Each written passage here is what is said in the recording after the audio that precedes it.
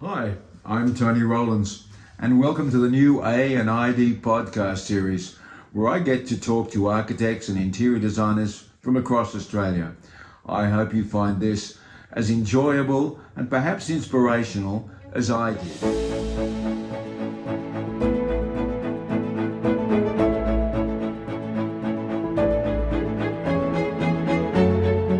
The first practice I'm going to speak to is a practice I admire a great deal. In an age of cookie cutter architectural aesthetics, these guys have a very broad vocabulary and they seem to meet the task at hand. It's never quite the same twice. So my guest is from DKO Architects, Koos de Keijzer. And hello, how are you? G'day, Tony. It's great to be here and very nice to be on your podcast. Ah, good. I'm glad. I was going to have a glass of wine beside me, but I thought that might be a bit unfair. So one of these days, Okay, all right. If I'd only known, we should have talked beforehand. Okay, we're going to have a glass of red. But tell me, I guess we'll start not quite at the beginning, but how did you get started and how did you get interested in architecture? Well, when I was a kid, I grew up in quite a large family. Got five siblings. We had 6 foster kids, so we had 12 in our herd. Wow. And I always used to like drawing. And I had this obsession with drawing buildings, drawing cities. So I actually used to draw city plans too. And right from the age of about probably 12, 13, I did that. I was born in a city called Christchurch in New Zealand. And Christchurch, probably the place I spent most of my time was in the local library. And in the local library, when I was 13, I discovered the architectural section. And I discovered books on SOM, on all the great American architects, and it really inspired me to become an architect. When I was 15, my parents returned to Europe. So I spent a good 11 years in Holland and studied architecture in Eindhoven in the south, worked in Amsterdam for a while, and moved to Sydney in the late 80s. And Tony, I can honestly say that I think architecture is a great profession. I have a lot of people ask me, should my son or daughter become an architect? And I always say, of course they should. It's the last of the great generalist professions. As an architect, you're expected to know a little bit about everything. Yes. And I think that's why it's so interesting. And we're actually living in an age of specialization, and everyone that studies tertiary now is expected to specialize. But the great thing about being an architect is that it is a general profession.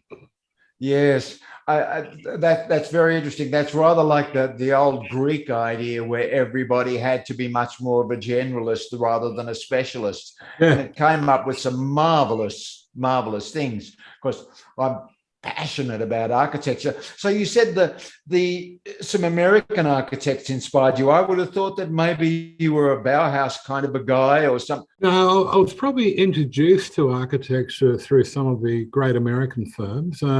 Living in Europe for 12 years and studying architecture there, I was probably very much, and I guess the big difference in Europe and Australia is that in Europe, modern architecture is actually taught as a subject. So I was very well versed in the 1920s and 1930s, certainly in the Bauhaus. And what always upsets me a little bit is a lot of the students that graduate these days from architectural schools that don't really have a sense of history of what happened between 1920 and 1960. Yeah. And certainly, post World War II in Europe, there was a huge spurt in rebuilding Europe, and a lot of really interesting architecture. Being I went to school in Eindhoven. Eindhoven's 3/4 of an hour from the German border, so spent a lot of time in Germany, and certainly in the 70s and 80s, there were some great German architects and some fine work done in Northern Europe. Yes, I've noticed that sort of stuff. It's interesting. An architect who I don't actually like is Le Corbusier. And when you look at, say, Le Corbusier's plans for rebuilding Berlin after the war, I think they'd be awful, frankly.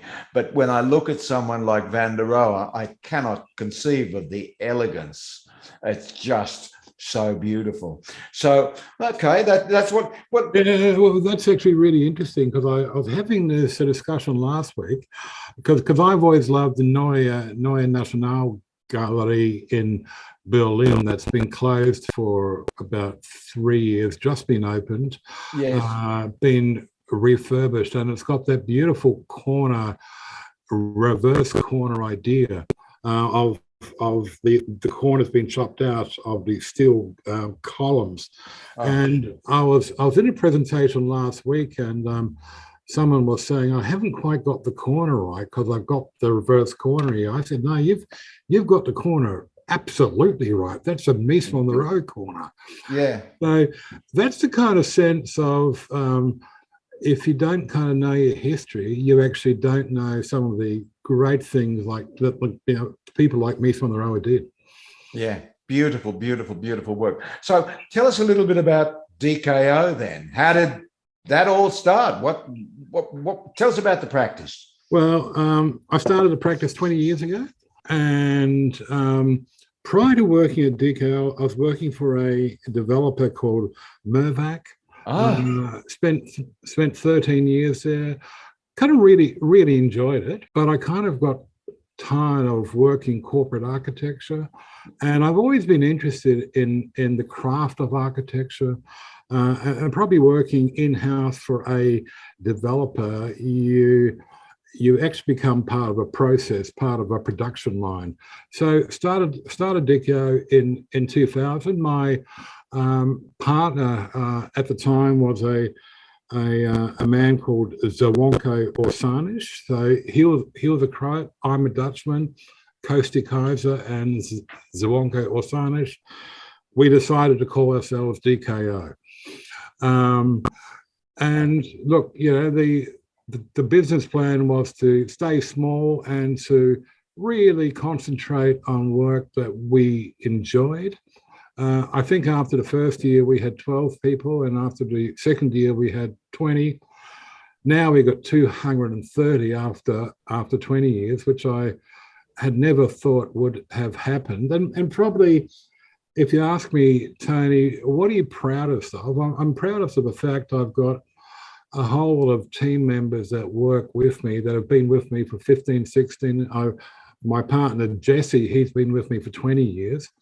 And I've actually seen them grow. So I've been part of their growth. Yeah. And if you ask me, what's your basic business mantra, Koos? I think it's, if you want to grow a business, you have to grow people. So absolutely. If you want to grow an architectural practice, you have to grow architects. Yes. And so we're in a people industry. People are really important. It's important to actually look after our team. And I've, on the journey, I've really enjoyed mentoring really clever young kids who are now incredibly proficient professionals and are helping DKO do great work. Well, yeah, the work is great. So tell me then, growing architects, how do you grow an architect? How do you grow an architect? I think a lot of it is, I've always had these really kind of simple business principles: never go to a meeting alone. So even in the first year, and I was going to see clients, I would always take the youngest kid in the office, and he would watch Koos in action. And then if I ran out of things to say, I would say, Jesse, what's your feeling? And so I've always been good at kind of having younger team members with me and really trying to push them. The great thing about having a practice like DKO is that we've got so many young team members that have got such fertile minds, and it's about making sure that they understand what you, Koos, are up to and what you do, and the fact that a lot of architecture is about selling a proposition and how Koos sells that. So I think a lot of the growth has been them watching me. And then there's the incidental mentoring.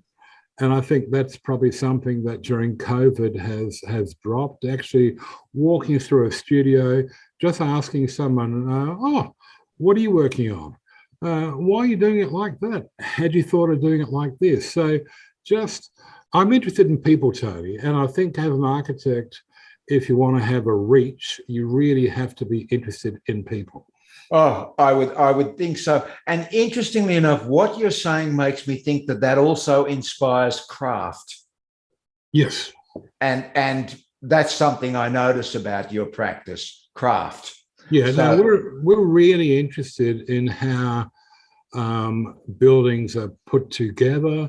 We're interested in the process of building, and we love dialoguing with builders. You know, I've never seen the builder as an enemy. I've always seen them as part of the team.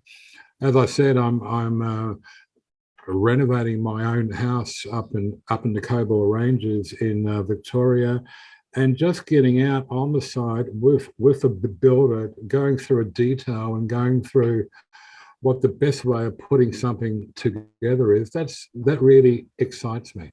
Yes, I can imagine.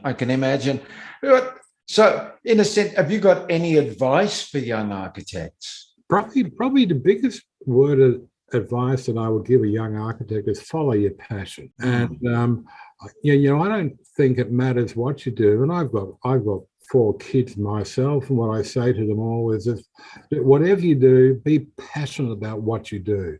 And if you follow your passion, you'll be successful in whatever endeavor. Yeah, I think that's true.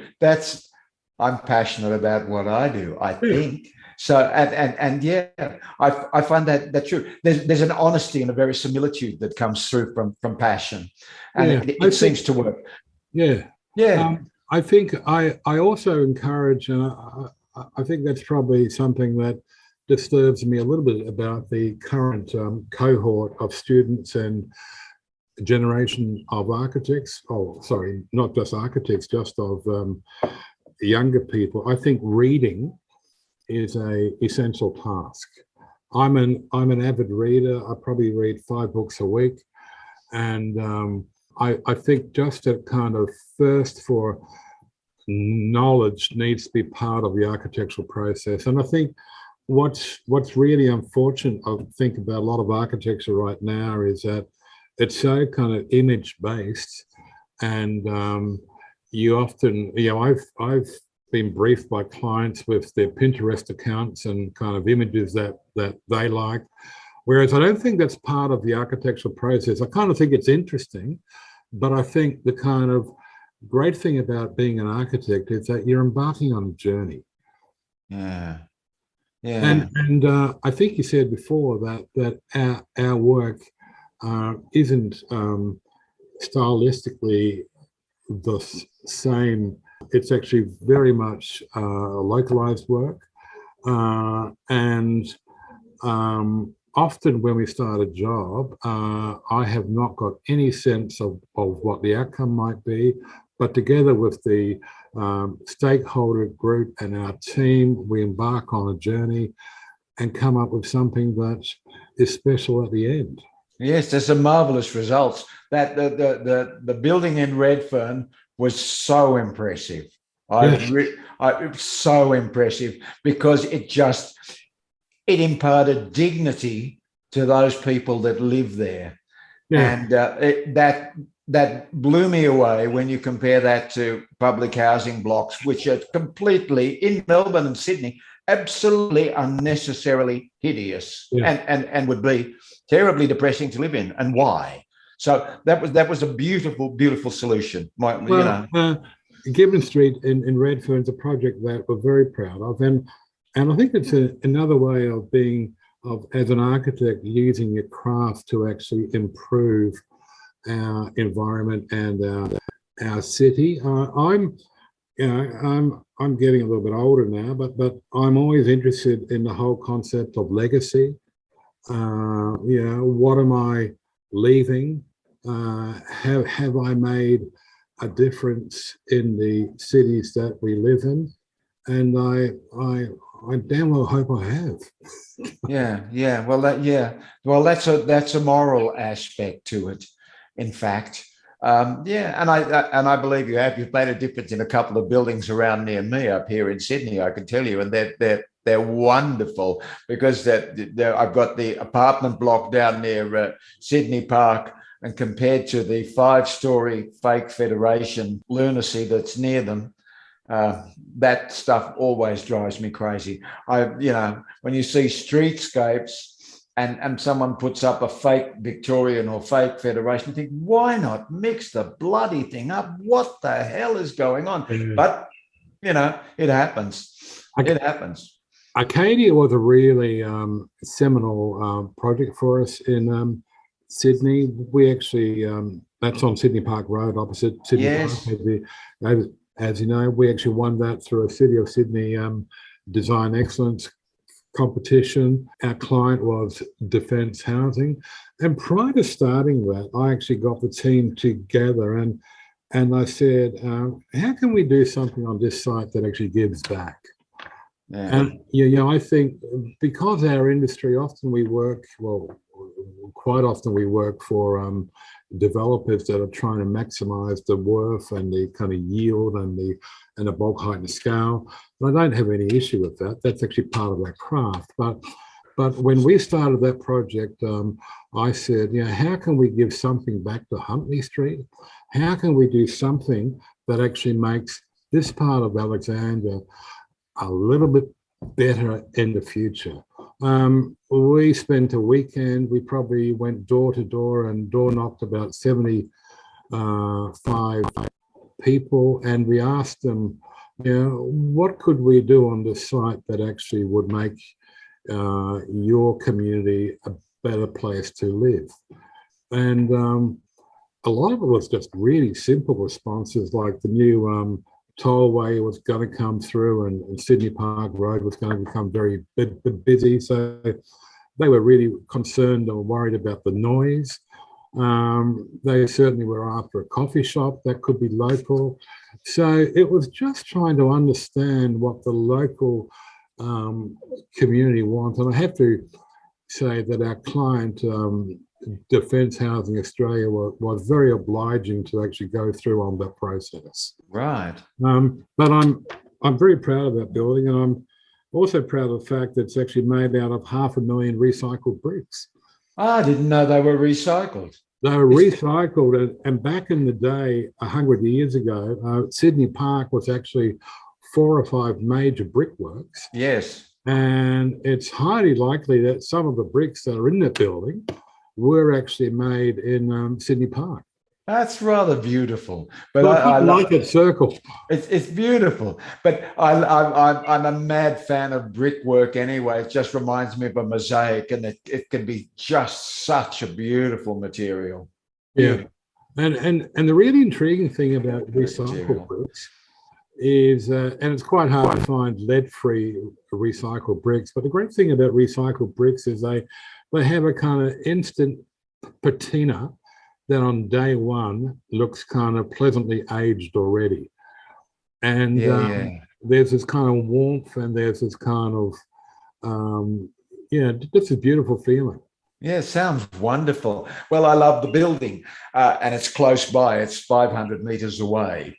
So tell me, who inspires you? Is there another architect, historic or whatever, that may be an inspiration for you?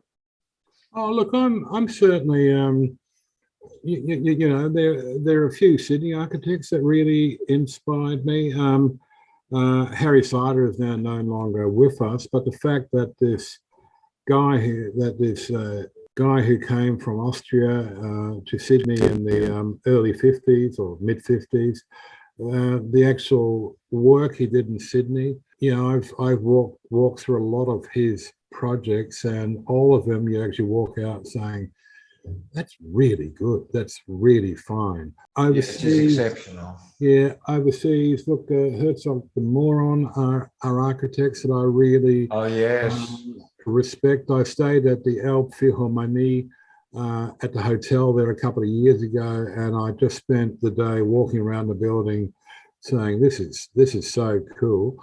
I was actually very lucky. Rem Koolhaas was one of my lecturers when I was doing my architectural training. So I've been very interested in that Koolhaasian approach of program and how that drives architecture. Yeah. Yeah. I tell you something that I absolutely love. Probably about 4 years ago, I was in Berlin and I loved Chipperfield's work. And Yes. I was the Neues Museum. I don't know if you've been there. Yes, I have. I almost cried on that grand staircase. I thought, this is just extraordinary work, to say nothing of the detailing through the building, which is absolutely mind-boggling. And now, because I was there before all this COVID horror, and the James Simon Gallery, which is just a masterful addition to that area. I mean, I love his work. And China, where unfortunately they get terribly derivative, but Neri and Hu do some wonderful stuff there. Anyway, Yeah. No, you know no. them? Yes, I have. I'm also very fond of Stephen Ho. And Stephen Ho, the two buildings in China, he did one in Berlin called the Linked Hybrid, and he did one in Chengdu called the Mixed Porosity. And both of those are significant, large, mixed use residential tower communities, but both of them are beautifully crafted. Right. And I'm I not think familiar. and that's the great thing about China, that you know you can say what you like about China, but they certainly allowed architects to express themselves in incredibly creative ways in the last 20 or 30 years. Yeah, maybe you'll get to do some work over there. Well, you know, as you know, we have a significant practice in Vietnam, and I kind of like working in Asia because I probably learn more from the Vietnamese in that sense than they learn from me. Yeah, and just the way that they deal with urbanity and the way they deal with density is something that we in countries like Australia can actually learn from. Yes, yes, marvelous stuff. Tell me, how's the practice dealt with COVID? It's been nightmarish here in Sydney, but worse, I think, in Melbourne. Yeah, look, it hasn't been great here. It hasn't been great here, and I think personally, I found COVID a great time of introspection for me. Pre-COVID, I would be traveling probably 3-4 days a week. I'll be overseas probably once every 3 weeks, and I think being somewhat locked down, I'm probably a lot more psychically present, and you start to think a lot more. You start to read a lot more. Certainly, a lot of the working from home experience with our team is talking to them every day. A lot of it's about communication. We've probably got about 20 staff in our practice here in our studio in Melbourne right now, which we're allowed to. But I think at the end of the day, architecture is social, and it works best if we're all in one space. So I think that we've done okay in the last year and a half, but it's actually been a tough time. Yeah, I think that's a pretty much a general feeling, and I think we've reached a point where there seems to be almost a malaise, but there seems to be light at the end of the tunnel. But Yeah. human interaction, it's even this is not quite the same thing. Yeah, I couldn't drink a glass of wine with you right now, Tony. Well, yeah, I should have got that damn glass of wine. I should have thought of that. So you tell me you read. What sort of books? Oh, look, I'm really interested in history. Oh. I've just read a book on the production process of the Tesla car. So the Tesla X, the Tesla Y, and the Tesla S. Yeah. So someone like Elon Musk kind of interests me. He'll be a tyrant to work for, but there's no doubt that he's exceptionally clever. I've just read a book on Charles de Gaulle because I've always been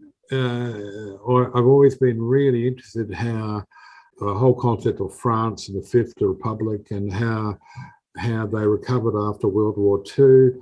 And how Charles de Gaulle was someone who actually gave France back its dignity. So I'm really intrigued by that. So I kind of read across all platforms.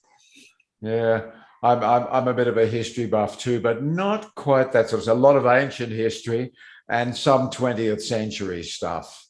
Oh, and probably my favorite reading every week is I used to be an avid newspaper reader, Tony, but what I'm finding now is that the Fairfax Press and the Murdoch Press, it just becomes a sense of opinion.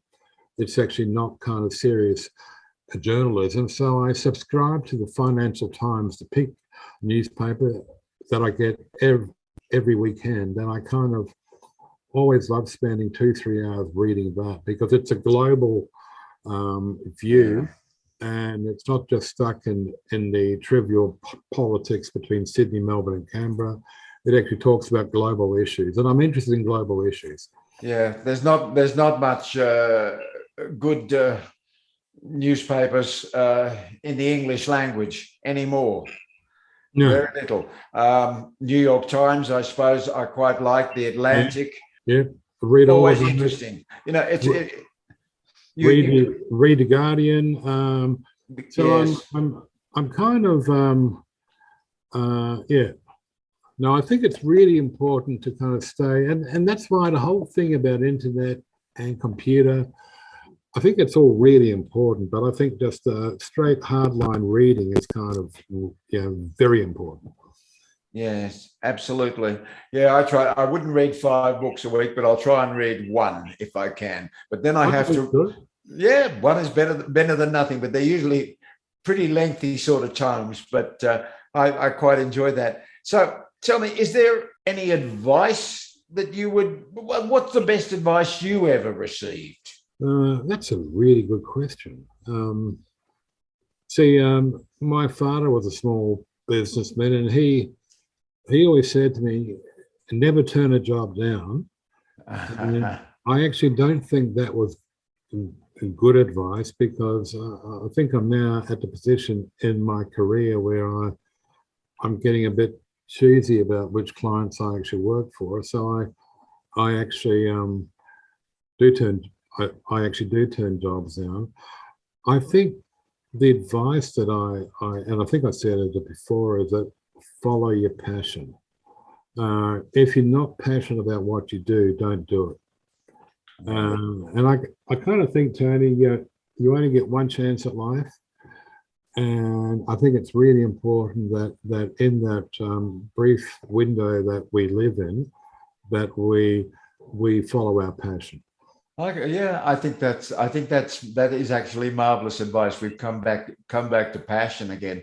It reminds me of the saying, "Life's a banquet, and most suckers are starving to death." Yeah. The number of people that you meet who actually have no passion is quite extraordinary, and rather sad. Yeah, look, it's kind of, and for years I've always been a little bit of a self-talker myself. I'm principal of a serious architectural practice and you have pressures and you have stresses. But I kind of walk to work or drive to work every day and say, shit, I'm lucky. Yeah. Yeah. I am really lucky. Yeah. Yeah. And I think it's really important to actually understand that. Yes. Yes. And even though we're going through all this kind of times in Sydney and Melbourne, and the narrative keeps on changing, and we're not quite sure about the light at the end of the tunnel, my team in Vietnam, they've actually been under martial law for the last 3 months. Right. They could not leave their apartment, the buildings. The army would actually drop off bags of rice and fish oil every morning. And so, there are always people out there, Tony, that have it a lot worse off than we do. Oh, absolutely. Absolutely. We complain about first world problems. Yeah. Really.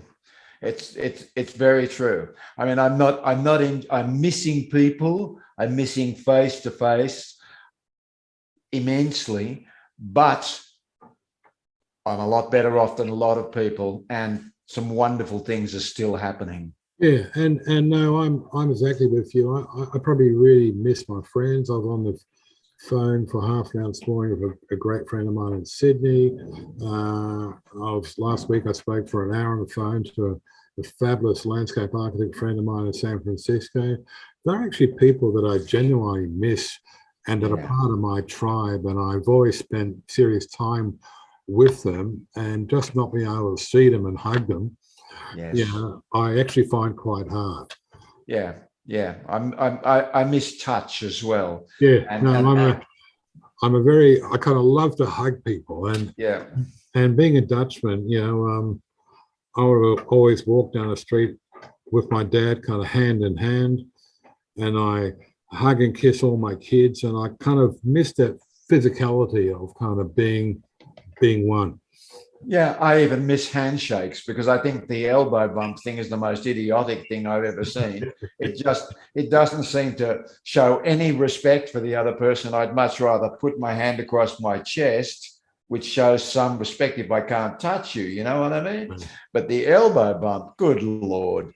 I come from a culture, Tony, where we kiss both men and women, and everyone I meet who's a close friend of mine, male or female, I kiss 3 times. Yeah. And it's those kind of things that I really miss. Yeah. Well, we did that when I was a kid too, but that was considered pretty weird in Sydney. They were a continental family, but I'm pretty sure the times have changed, Tony. I think the times have absolutely changed. Look, I think that's probably a wrap. I've got to thank you so much for your time, and really some really wonderful insights. I've learned a bit, and I hope whoever is watching this, when they watch it, finds it the same. And I so look forward to catching up with you. Maybe, I was hoping that one day we could go and do the bloody ring cycle, but it doesn't look like it's going to happen. Look, Tony, thank you for your time. It's actually lovely talking, and I believe that Sydney starts to loosen up next week, and I'm sure we'll see each other soon. Yes. And stay safe and stay well. Thank you, Koos. I do hope we see each other soon. I will look forward to it very much. Cheers. Thank you very much.